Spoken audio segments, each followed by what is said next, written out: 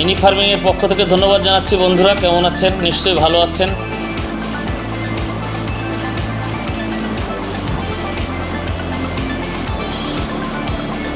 আমরা আজ আপনাদেরকে মিনি ফার্মিংয়ের পক্ষ থেকে দেখাবো সুন্দর একটা জিনিস যা প্রকৃতি প্রদত্ত এবং আমাদের বাড়ির আশপাশে সবসময় পাওয়া যায় বা থাকে।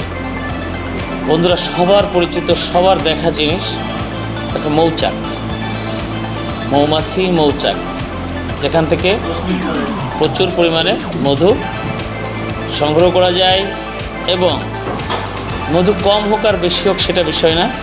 আপনার বাড়ির আঙিনায় একটা গাছে যদি মৌচাক থাকে, সৌন্দর্য বর্ধন থেকে শুরু করে মধু আহরণ সমস্ত কিছুই আপনি নিজেই করতে পারেন এবং দেখতেও পারেন।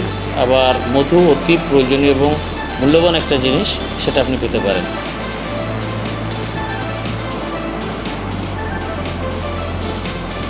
আজকে আমরা গাছ থেকে কিভাবে মধু সংগ্রহ করে, মধু আহরণ প্রক্রিয়া এবং কতটুকু মধু পাওয়া যেতে পারে, কতদিন পর পর এটা কাটতে হয়, সে সম্পর্কে আমরা আপনাদের কিছু নিয়ে আসছি।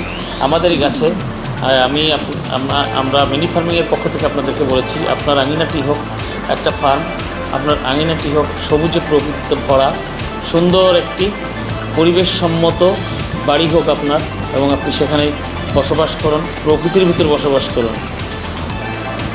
বন্ধুরা, আপনার বাড়িটা যেন হয় একটি খামার, সেই খামারেই থাকুক গাছ, প্রকৃতির সবুজের ছায়া, এবং সেখানে দেখবেন আপনি প্রকৃতি প্রদত্ত পেয়ে যাবেন এই মৌচাক। দেখুন কীভাবে মৌচাক কাটতে হয় এবং মধু সংগ্রহ করতে হয়। আমরা প্রথমে দেখাচ্ছি যে কীভাবে মধু চাক থেকে মৌমাছিকে সরাতে হলে ধোঁয়া তৈরি করতে হয়। ধোঁয়া ব্যতীত চাক থেকে মৌমাছি সরানো যাবে না। তো সেই ধোঁয়া কুণ্ডলী তৈরি করতে কিভাবে একটা বোড়ে তৈরি করতে হয় এবং কিভাবে সেটা বাঁধতে হয়, কিভাবে ধোঁয়া তৈরি করে তাকে সরিয়ে সেটা থেকে মধু সংগ্রহ করতে হয়, আমরা সেটা দেখাচ্ছি।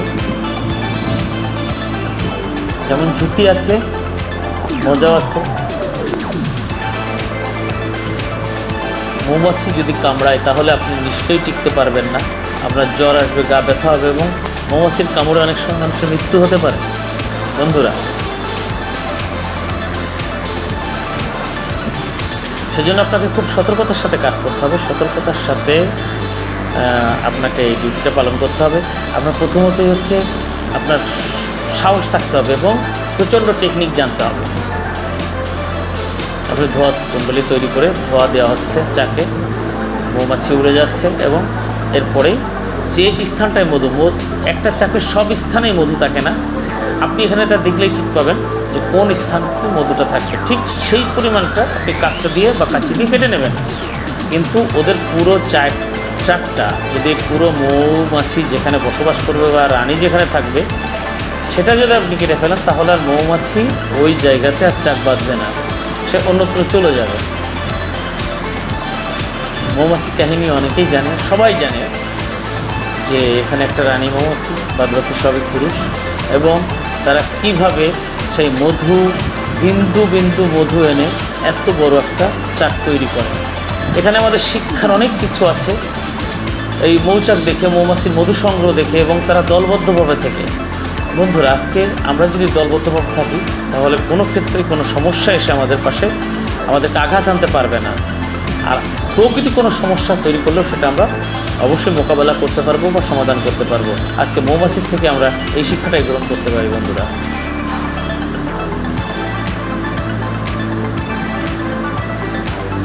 চাক কাটা হলো, নিচে নামানো হলো, মধু রাখা হলো এবং পরবর্তীতে এটা চিপে চিপে মধু রাখা হচ্ছে। দেখুন বন্ধুরা, আপনারা দেখছেন একটা চাকে, বড় চাক হলে পরে 15 দিন অন্তর কাটতে হয়। সাধারণত অমাবস্যা পূর্ণিমার পূর্বেই, অমাবস্যায় মধু পাওয়া যায় না, পূর্ণিমার পূর্বেই সাধারণত মধুটা কাটলে পরে ভালো মধু পাওয়া যায় এবং 15 দিন থেকে 1 মাসের ভিতরে মধু কাটা উচিত। তা নাহলে পরে মধু মাছিতে খেয়ে আবার তারা বাচ্চা দিয়ে দেয়। আর মধু অনেক উপকারী একটা পদার্থ, যেটা আমরা ব্যবহার করি, শরীরে খেয়ে থাকি। মিষ্টি জাতীয় মধু সেই পৌরাণিক যুগ থেকে চলে আসছে এই মধু আহরণ প্রক্রিয়া। বাংলা এইভাবে আমাদের মধু সাধারণত আমরা সংগ্রহ করে থাকি, এবং মধু প্রত্যেকের ঘরেই একটু থাকে। বিভিন্ন সর্দি কাশি বা শরীরের যে কোনো ধরনের ব্যায়াম থেকে আমরা অন্ততপক্ষে মধুতে খেয়ে নিরাময় পেয়ে থাকি। এবং ধন্যবাদ বন্ধুরা, আপনারা দেখলেন আমাদের মধু সংগ্রহ, মধু আহরণ। এবং আপনি কিছু না হোক ঘরে কিছু পরিমাণ হলেও মধু রাখবেন, যেটা আপনার উপকার দেবে। এবং আপনি একটু করে যদি সকালে মধু এবং লেবুর রস খান, আপনার যদি খাঁটি লোক হয়, তাহলে তার শরীরে অনেক উপকারিতা আসবে, এবং তিনি শরীরের মেদ পুরি থেকে বাঁচবেন এবং ভালো থাকবেন। ধন্যবাদ বন্ধুরা। মিনি ফার্মিংয়ের পক্ষ থেকে আমাদের মিনি ফার্মিংয়ে আমরা এগুলো দেখিয়ে থাকি, বিভিন্ন প্রকৃতি প্রদত্ত আমরা অনেক কিছু দেখিয়ে থাকি। তো আমাদের উদ্দেশ্যই একটা বাড়িতে একটা খামার তৈরি করা, আমার আঙ্গিনা ভরে উঠুক, একটা সবুজ এবং প্রকৃতিতে ভরে উঠুক, চারিদিকে শুধু সবুজ আর সবুজ থাকুক, তার ভিতরে বসবাস, সুস্থভাবে বেঁচে থাকি, সুস্থভাবে বেড়ে উঠি, আমার আপনার সন্তান যেন সুস্থভাবে বাঁচে, এই কামনাই মিনি ফার্মিংয়ের পক্ষ থেকে আপনাদেরকে ধন্যবাদ জানাচ্ছি। মিনি ফার্মিংকে সাবস্ক্রাইব করুন এবং বেল আইকন টাচ করুন, আপনারা যে কোনো ধরনের নোটিফিকেশান পেয়ে যাবেন। এবং মিনি ফার্মিং আপনাদের দেখাচ্ছে প্রকৃতি প্রদত্ত অনেক কিছু, আপনি দেখে ভালো লাগলে বন্ধুরা অবশ্যই সাবস্ক্রাইব করতে ভুলবেন না। ধন্যবাদ সকলকে, ধন্যবাদ বন্ধুরা।